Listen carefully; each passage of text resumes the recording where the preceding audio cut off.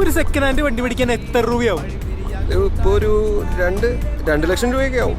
2 ലക്ഷം രൂപ ഉണ്ടാക്കാനാണ് എത്ര പാട്? എന്റെ അറിവ് പാടാണ്. സാറിന് എന്തെങ്കിലും ഐഡിയ ഉണ്ടെങ്കിൽ പറഞ്ഞതാ സാറേ. പൊന്നേട്ട് അറിയാവുന്ന ആരെങ്കിലും കയ്യിൽ നിന്ന് കടം മേടിക്കണം. നമുക്ക് എന്തിനാണ് ഇത്രയും വീട്ടുകാരും കൂട്ടുകാരും ഒക്കെ കടം മേടിക്കാൻ? ഓരോ ആളുകളെയും ഓരോ ബാങ്കുകളായിട്ട് കാണുക.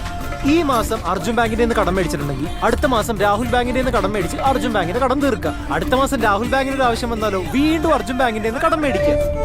ലോൺ എടുക്കുന്ന റിസ്ക് ഉണ്ടോ? ഇല്ല. പലിശ കൊടുക്കണോ? വേണ്ട. തീയതി മുടങ്ങിയ പ്രശ്നമുണ്ടോ? ഇല്ല. അങ്ങനെ ഒരു സാധ്യത ഞാൻ ആലോചിച്ചില്ല സാർ. ആലോചിക്കണ്ടേ? പിന്നെ മേടിച്ച പൈസ ഒരിക്കലും മുഴുവനായിട്ട് തിരിച്ചു കൊടുക്കരുത്. അവരെ കൊണ്ട് ഇങ്ങനെ ചോദിപ്പിച്ച് തവണ കൊടുത്ത ശേഷം 1000-2000 ഒക്കെ പിന്നെ തരാന്ന് പറഞ്ഞ അങ്ങ് മൂക്കണം. അന്തസ്സുള്ള കൂട്ടുകാരൊന്നും ചെറിയ പൈസ തിരിച്ച് ചോദിക്കില്ലേട്ടാ. അങ്ങനെയാണേലേ ഞാൻ ഒരു കാര്യം ചോദിക്കട്ടെ? ചോദിക്ക്.